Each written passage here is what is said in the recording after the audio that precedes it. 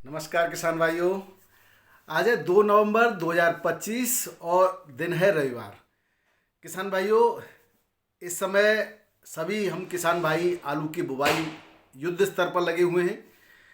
जिनकी भूमि जो है बुवाई युक्त हो गई है, ये कहेंगे, वो सब लगे हुए हैं। इस बार जो मौसम है कुछ इस तरह का रहा कि जैसे ही बुवाई का समय हुआ, चाहे अगेती बुवाई का समय रहा हो, उस समय भी बारिश हो गई। उसके बाद वो अगेती तो आकर के आ गई मुख्य बुवाई के साथ, और मुख्य बुवाई जब हम करने लगे तो फिर बारिश हो गई। बहुत सारी जगह पर बारिश हुई है। इस बारिश के बाद जहाँ जहाँ पर खेत बुवाई युक्त हो रहे हैं, यानी कि आलू की बुवाई के लिए जो भूमि है किसान भाइयों, वो भुरभुरी मिट्टी होनी चाहिए। मिट्टी चिपके नहीं। और चूंकि अगर आपने गीली मिट्टी में बुवाई कर दी और तो उसमें बीज के सड़ने के भी चांस होते हैं। उसके अलावा किसान भाइयों, जो बेड होता है वो ठोस हो जाता है, तो आलू फूलता नहीं है पूरी तरह से। तो हमारी भी आज बुवाई होनी थी और किसान भाइयों, मिट्टी हो गई है एक खेत की इस लायक कि हम उसमें बुवाई कर सकते हैं। तो रोटावेटर चलाने के बाद फिर लेबर की थोड़ी सी प्रॉब्लम हो गई, क्योंकि कल हमने नहीं कहा था। तो आज हमने बंद कर दिया, कल फिर से शुरुआत करेंगे। समय मिला तो रात को बुवाई करेंगे। लेकिन रात को अब इस समय क्या है कि वो नीचे से भी क्योंकि हमारे खेत कुछ इस तरह के हो गए हैं कि नीचे से तरी ज़्यादा आती है तो ऊपर सीलन आ जाती है, फिर जो है ठीक तरीके से बेड नहीं बन पाते। तो थोड़ी समस्या रात को हो रही है। दोपहर में मौसम खुला हुआ है इस समय, तो यहाँ पर इस समय अच्छी बुवाई, अच्छी मेड़ भी अच्छी बनेंगी और मिट्टी भी रोटावेटर चलाने के बाद भुरभुरी हो जाती है। तो वो भी एक फ़ायदा है। तो इस समय लेकिन जो बुवाई युद्ध स्तर पर हुआ करती थी सब जगह, उस तरह का मौसम नहीं है। कई राज्य तो कमर तोड़ दी किसानों की बारिश ने। अभी देखें, बिहार में भी काफ़ी बारिश हुई है, उसके बाद मध्य प्रदेश में बारिश हुई है, पूर्वी उत्तर प्रदेश, बनारस, इधर ऊपर के क्षेत्र में बहुत बारिश हुई है। लगातार 4 दिन थोड़ी बहुत सही, लेकिन लगातार बारिश जो होती है धीरे धीरे वो मिट्टी के अंदर तक जाती है। और इसके अलावा किसान भी, हमारे कुछ खेत ऐसे हैं जिनमें धान की हम बुवाई करते हैं, वो तो अभी तक जोत ही नहीं उग पा रहे उनको, उनकी यानी कि अभी जुताई नहीं हो रही, तो बुवाई कब होगी ये कहना बड़ा मुश्किल है। उसमें चिपसोन आलू बोया जाएगा। तो हालांकि लेट तो हो रहे हैं, लेकिन क्या किया जाए, मौसम और इसके सामने किसी की नहीं चलती। मेरी आपसे यही सलाह रहेगी कि जो भी किसान भाई आलू को कलम करके यानी कि काट करके बुवाई करते हैं, वो अगर खेत गीला है तो उसके ऊपर पपड़ी जम जाने दें ठीक तरीके से। वो चाहे आप प्लास्टर पेरिस से और मैंकोजेब से, जैसे कि हमने बताया था, उससे जमा सकते हैं। अगर वो नहीं है, सीमेंट अवेलेबल है, तो सीमेंट से भी आप उस पर उसकी नमी को मार सकते हैं। उसके बाद सड़ने के चांस बहुत कम हो जाते हैं। वरना आप बहुत सारी शिकायत हैं कि खेतों में सड़ रहा है। हालांकि जिस तरीके से हमने आपको बताया है, आप उस तरीके से उपाय करते हैं तो सड़ने के बहुत कम चांस रह जाते हैं, ना के बराबर। आपका एक दो टुकड़ा अगर सड़ भी जाता है तो उससे कोई फर्क नहीं पड़ता। तो आप जो सावधानी बरतें उसमें। उसके अलावा किसान भैया, जब आलू की आप कटिंग कर देते हैं तो उसके ऊपर भी किसी प्रकार का जो स्प्रे फंगिसाइड न करें, उसकी परत को गीला न करें, क्योंकि वहाँ से जो है फंगस अटैक करता है। एक और बात मैं आपको कहना चाहूँगा सावधानी के लिए कि जो भी जैविक जीवाणुओं से, यानी कि ट्राइकोडर्मा या किसी से भी आप बिवेरिया बेसियाना या किसी से भी अगर जैविक आप ट्रीटमेंट कर रहे हैं आलू का, तो आप कटे हुए भाग पर जैविक ट्रीटमेंट बिल्कुल ना करें, क्योंकि ये फंगस होता है और इसको जहाँ पे भी नमी मिलेगी फंगस को, तो वो वहाँ से अपना काम शुरू करेगा। तो ये कुछ आलू को आपको डैमेज कर सकता है। सूखी परत पर अगर आप लगाते हैं तो वहाँ कोई किसी प्रकार की जो है प्रॉब्लम नहीं होगी। तो आप इस बात का भी ध्यान रखें। और जिसकी भी कलम करना चाहते हैं आप, विशेष करके जैसे हमने बताया था आपको, उस पर आप जैविक न करें तो बेहतर रहेगा। मैंने भी उस पर जैविक नहीं किया था।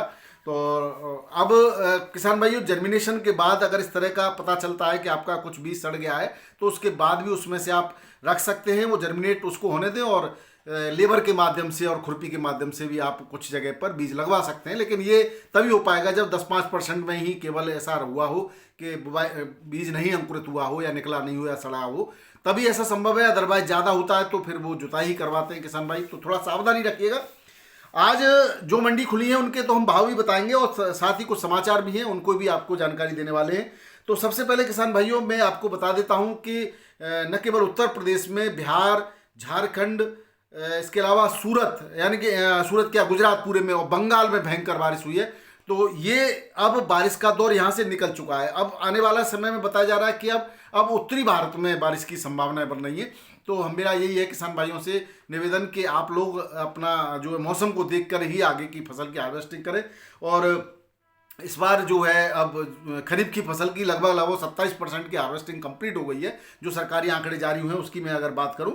और उसके अलावा किसान भाइयों अब रबी की फसल की बुवाई चल रही है हमारे क्षेत्र में। तो जिन खेतों में कुछ खेत जो गेहूं के लिए थे तो उनमें गेहूं की बुवाई भी प्रारंभ कर दी। आलू की हुई नहीं है और गेहूं की भी किसान अब साथ साथ ही बुवाई कर रहे हैं। तो उसी के और इस समय जो उर्वरकों की और खाद की जो कमी आ रही थी किसान भाइयों, नहीं मिल पा रहा था, तो उसमें आप दूसरे विकल्पों के बारे में हमने बताया। आप उसी तरह से NPK 12-32-16 मिलता है तो उससे भी बुवाई कर सकते हैं। वो बिल्कुल DAP की तरह ही काम करेगा और उतनी ही मात्रा में लेना है।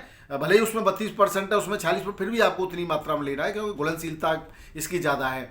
इसके अलावा TSP का आप प्रयोग करते हैं तो TSP के साथ आपको नाइट्रोजन के लिए कोई भी उर्वरक यानी कि विशेष करके यूरिया ही आपको प्रयोग करना होगा, क्योंकि अमोनियम सल्फेट फास्फेट के साथ में प्रयोग करना उचित नहीं रहता है। किसान भाई ने कल क्वेश्चन भी पूछा था, तो मैं आपको बता दूं कि ऐसी कंडीशन में आप 20-20-0-13 के साथ में आप TSP ले लें, दोनों का कॉम्बिनेशन बना लें तो वो ज़्यादा बेहतर रहता है। अब किसान भाइयों अगर हम बात करें आज की देश भर की बुवाई के बारे में, मैंने बताया कि जो खरीफ की फसल है उसकी हार्वेस्टिंग केवल अभी 27% हुई है। उसका कारण है कि बहुत जगह बारिश की वजह से काफ़ी नुकसान हुआ है, बहुत जगह बारिश की वजह से हार्वेस्टिंग रुक गई है और बहुत जगह लेट हार्वेस्टिंग होती है। तो ये सब कारण है इसमें। इस बार धान का रकबा बढ़ा है किसान भाइयों, धान का रकबे में काफ़ी बढ़ने की उम्मीद बताई गई है। उसके अलावा चावल निर्यात की भी 10% चावल निर्यात में वृद्धि की संभावना है। उसका कारण है कि कई नए देशों से भी भारत से चावल की मांग की जा रही है। तो अगर उसको देखते हुए कई मीटिंग जारी है, मीटिंगों का दौर, और आने वाले समय में तो चावल के रेट और भी बढ़ सकते हैं। इसके अलावा किसान भाइयों गुजरात में बेमौसम बरसात से करीब करीब 10 लाख हेक्टेयर में नुकसान की संभावना बताई गई है। इसमें सबसे ज़्यादा सौराष्ट्र क्षेत्र प्रभावित हुआ है, भारी बारिश से सर्वाधिक नुकसान है यहाँ पर। और किसान भाइयों इसके बाद भारत और श्रीलंका की कृषि क्षेत्र में कृषि की संयुक्त बैठक जारी हुई है अभी, और इस बैठक में टेक्नोलॉजी स्थानांतरण, जैविक और प्राकृतिक खेती और जो है व्यापार, इन सभी मुद्दों पर बात होगी। हालांकि श्रीलंका ने जैविक और प्राकृतिक खेती के चक्कर में अपना बहुत बड़ा नुकसान कर लिया था पिछले कुछ दिनों में, खाद्यान्न की कमी हो गई थी और भारत ने उसकी मदद की थी। तो डायरेक्ट हम सीधे एक तरफ से एक बार केमिकल को एक बार में ही नहीं छोड़ सकते। आप धीरे धीरे कम करते जाइए और जैविक उत्पादों का प्रयोग करते जाइए और देखेंगे आपके जो उत्पादन में किसी प्रकार की कमी नहीं आएगी। तो लेकिन एक साथ आप कोई भी चीज़ की जो आदत पड़ जाती है मिट्टी को, तो एक साथ आप कम नहीं कर सकते।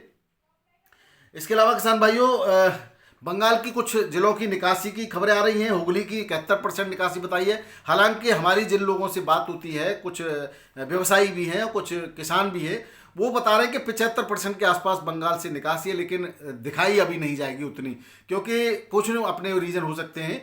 और यूपी की जो निकासी की रिपोर्ट अभी तक है वो 85% तक की आलू की निकासी हो सकती है, 20 से 85%। हालांकि 20% भी है तो 20% से 15% आलू अभी होगा, क्योंकि अभी 5-10% कोल्ड स्टोरेज में बीज भी बकाया है।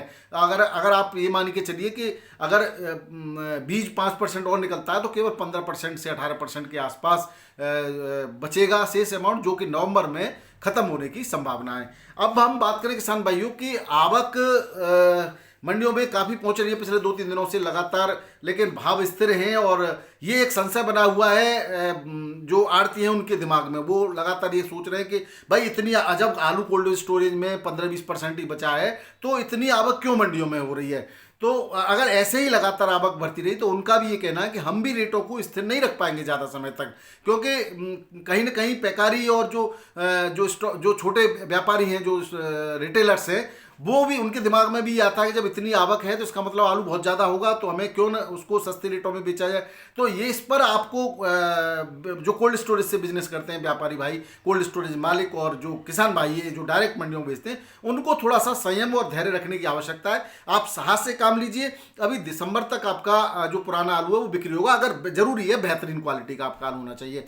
अब किसान भाइयों नए आलू की आवक पर थोड़ी सी बात करते हैं कि कुछ लोग अभी भी डरा रहे हैं कि पंजाब से नया आलू आ रहा है। पंजाब में हमारी किसान भाइयों से लगातार बात होती है, मौसम अच्छा है, अच्छी फसल आने की उम्मीद है, बहुत बहुत बधाई हो पंजाब के किसान भाइयों को। लेकिन 10 नवंबर के बाद से वहां थोड़ी थोड़ी हार्वेस्टिंग होगी, थोड़ी थोड़ी हार्वेस्टिंग का मतलब है कि ज़्यादा से ज़्यादा वो दिल्ली मंडी तक पहुंच बनाएंगे। वहां डायरेक्ट हमारे यहाँ से भी व्यापारी कुछ खरीदने पहुंच जाते हैं, तो वो अभी शौकिया तौर पर ही एक आधी गाड़ी मंडियों में आ पाएगी जो किसी भी प्रकार का पुराने आलू पर दबाव नहीं बना पाएगी। ये श्योरिटी है, इसको आप बिल्कुल गांठ बांध लें। और इसी को असमंजस में रखते हुए ये कहा जा रहा है कि 10-15 नवंबर तक रेट भी स्थिर रहने वाले हैं। उसके बाद अगर आवक भरपूर होती है नए आलू की तो रेट डाउन होंगे, और आवक भरपूर नहीं होती है तो इसके रेट एकदम जंप लेंगे। मेरा जो जहां तक मानना है किसान भाई, जो मेरे पास सूचना है आप लोगों के द्वारा दी हुई होती है किसानों के द्वारा, और जो मेरा तंत्र है उसमें यह है कि अभी 10 नवंबर से लेकर पूरे नवंबर माह में किसी प्रकार का दबाव बनने वाला नहीं है। आज एक गाड़ी किसी मंडी में पहुंच जाएगी तो कल दूसरी मंडी में पहुंच जाएगी,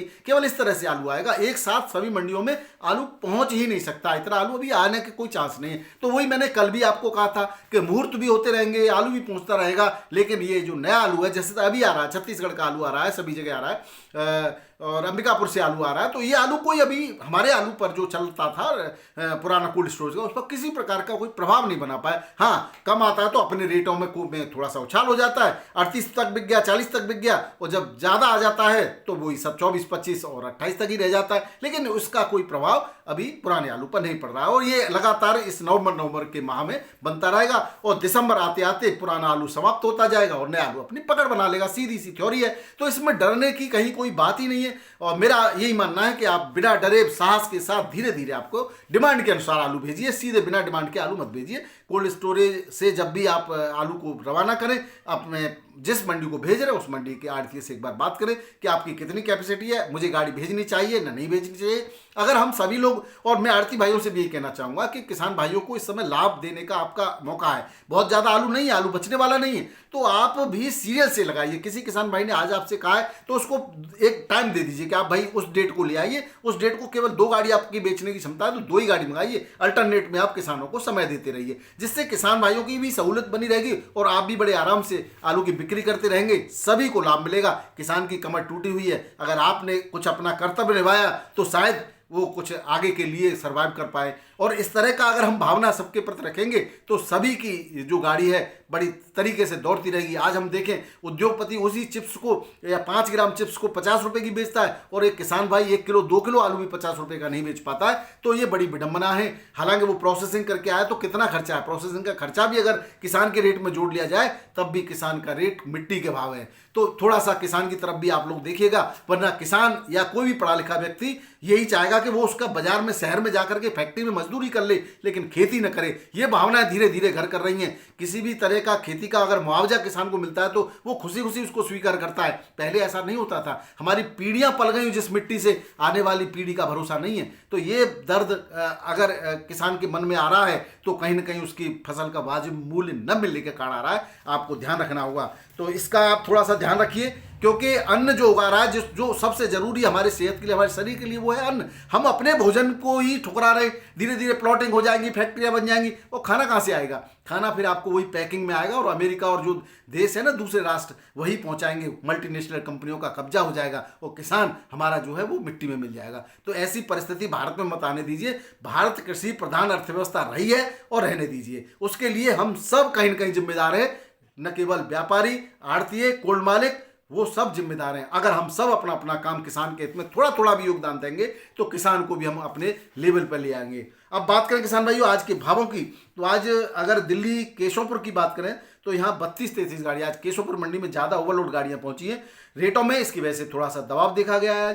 2 नवंबर को T7 T9 950 से 1000 बिका। कल 1050 1100 तक बिक्री हो रहा था। हल्की क्वालिटी का यूपी का 850 से 950 तक की बिक्री है। अलीगढ़ का सूर्या 900 से 1000 तक बिक्री हो रहा है। चंदौसी संभल का 1100-1200 बिक्री हो रहा है। इसके अलावा हाइब्रिड आलू 450 से 550, 37 700 से 750, और यहाँ पर जो बिक्री देखी गई है किसान भाइयों। बात करें साहिबाबाद मंडी की, यहाँ पर 23 से 24 गाड़ियाँ हैं आज किसान भाइयों। चिप्सोना बिका है 850 से 900 रुपये।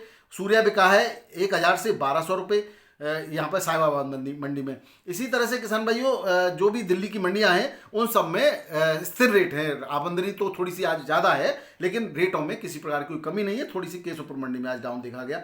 बाराबंकी की बात करें तो यहाँ चिप्सोना 15 से 16 और सुपर क्वालिटी का 1 लॉट 17 तक भी बिका है। वहीं हल्की क्वालिटी का लोकल आलू 12 से 13 रुपये किलो, 14 रुपये किलो भी बिका है। हॉलैंड 17 से 18 और राजन 16-17 रुपये किलो के रेट से बिक्री हो रहा है। बात करें किसान भाइयों गुल्ला की, तो आज बाराबंकी में गुल्ला भी 13 साढ़े 13 रुपये किलो चिप्सोना का गुल्ला बिक्री हुआ है खाने वाला। बात करें कानपुर की, तो यहाँ पर भी आज 50 नई गाड़ियाँ हैं, 10 कल की बैलेंस बच गई। इस तरह से 60 गाड़ियाँ कानपुर मंडी में भी हैं। 37 14 से 15। 37 का गुल्ला आगरा का 11 से 13 रुपये किलो। जो किर्री आ रही है गुल्ली वो 9 से 10। चिप्सोना 17.5 से 18 रुपये किलो। सुपर क्वालिटी का VVIP हल्का 15 से 16 रुपये किलो। हाइब्रिड आलू 12 से 13.5 रुपये किलो। सीनाथ 15 से 16। कंचन 15 से 17। सिंदूरी 16 से 17 और हॉलैंड 18 से 20 रुपये किलो के रेट से बिक्री हुआ है। यहाँ पर आज गुजरात का भी हॉलैंड आलू आया, वो 16 17 और 18 रुपये किलो के रेट से गुजरात का भी आलू बिक्री हुआ। बात करें किसान भाइयों वाराणसी मंडी की, तो यहाँ पर 20 गाड़ियों के आसपास की आज आमदनी है। हालांकि कुछ लोग ज़्यादा की रिपोर्ट देते हैं जानबूझ करके, ऐसा है नहीं। मैं बता रहा हूँ आपको, क्योंकि मुझे भी बताया गया कि 35 गाड़ियाँ बताई गई, ऐसा है नहीं। 20-22 गाड़ियाँ हैं आज केवल। और क्योंकि बनारस मंडी को डाउन करने का प्रयास किया जा रहा है, जब बनारस अपने सही तरीके से चल रही है। हालांकि यहाँ पर बीजा के रेटों में थोड़ी सी गिरावट है, बाकी मोटा आलू बढ़िया रेटों से बिक्री हो रहा है। 37 स्थान पर बिका है 13.5 से 15.5 रुपये किलो। गुल्ला बिका है आगरा का 12 से 13। हाइब्रिड बिका है 12.5 से 13.5 और कंचन बिका है 15 से 16। सिंदूरी और लॉकर 16 से 17। हॉलैंड 19 से लेकर के 22 रुपये किलो हॉलैंड की बिक्री है। वहीं नया यहाँ पर आया है छत्तीसगढ़ का आलू, वो 35 से 40 रुपये किलो। अंबिकापुर का आलू जो 32 से 35 रुपये किलो। किर्री जो सफ़ेद आलू की है वो 8 से 10 और लाल आलू की किर्री 12 से 14 रुपये किलो वाराणसी मंडी बिक्री हो रही है। बात करें आज महाराष्ट्र की पुणे मंडी की, तो यहाँ पर 25 गाड़ियाँ हैं यूपी की। 18 से 21 रुपये किलो यूपी का आलू सुपर VVIP का क्वालिटी का बिक्री हो रहा है। वहीं एवरेज क्वालिटी का 16 से 17 और हल्की क्वालिटी का 12 से 15 रुपये किलो। वहीं बात करें MP के इंदौर के आलू की, यहाँ पर 17 गाड़ियाँ हैं। 19 से 21 रुपये इंदौर का आलू बिक्री हुआ। वहीं एवरेज क्वालिटी का 14 से 18 रुपये किलो। और बात करें लोकल मंचर सतारा के आलू की, वो 2000 पैकेट हैं। लाल आलू बिक रहा है 20 से 24 रुपये किलो और सफ़ेद आलू 22 से 23 रुपये किलो के रेट से बिक्री हो रहा है। अब लगभग लाल और सफ़ेद बराबर के रेटों से यहाँ पर बिक्री हो रहा है। किसान भाइयों, ये थे आज के आलू के भाव, आलू के समाचार। वीडियो पसंद आए तो लाइक कर दीजिएगा, शेयर कीजिएगा। बहुत बहुत धन्यवाद। नमस्कार, आदाब, सत श्री अकाल, राधे राधे। जय जवान जय किसान। आपका दिन मंगलमय हो।